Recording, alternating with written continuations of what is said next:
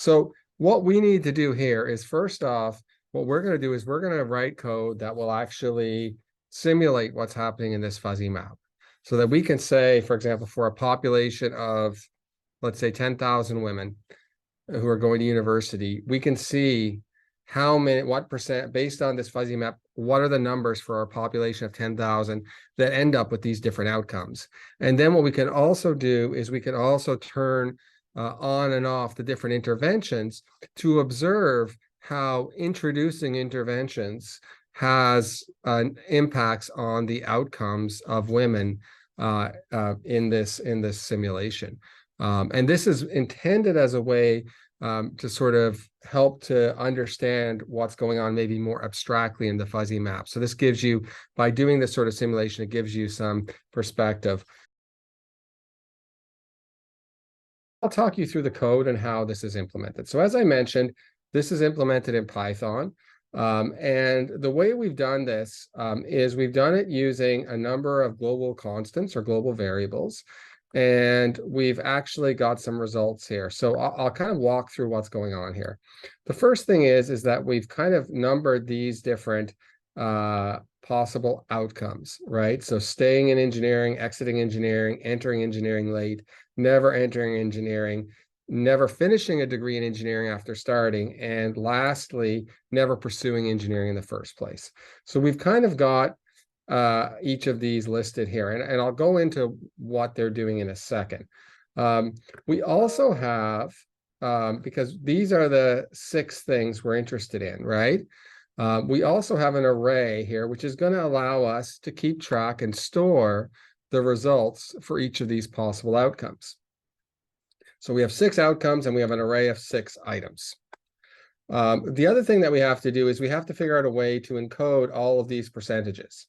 If we had these in a file, like a text file or something, we may want to read these in and use them from the file.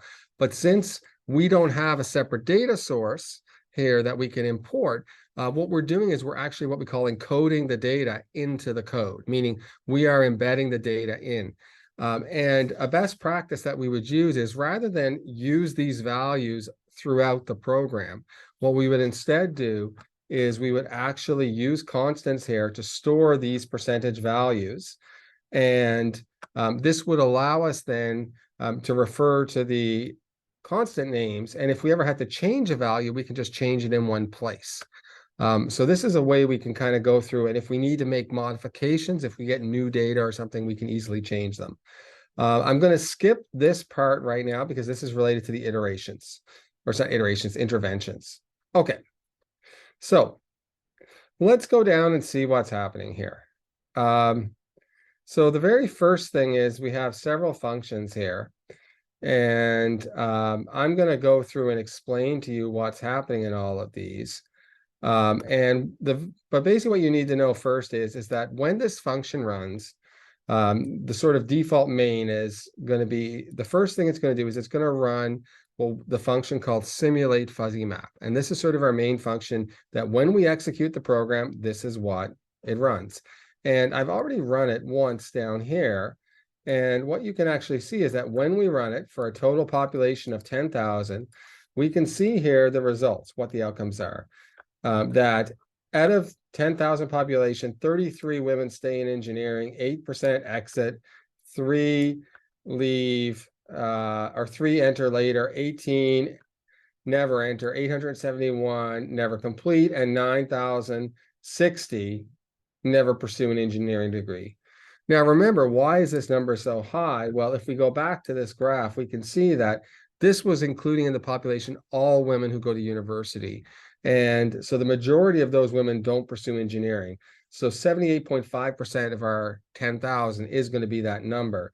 The rest, all of the rest of the possible outcomes, that's only going to be the other 21.5% of the population. So that just gives you a little bit of understanding there.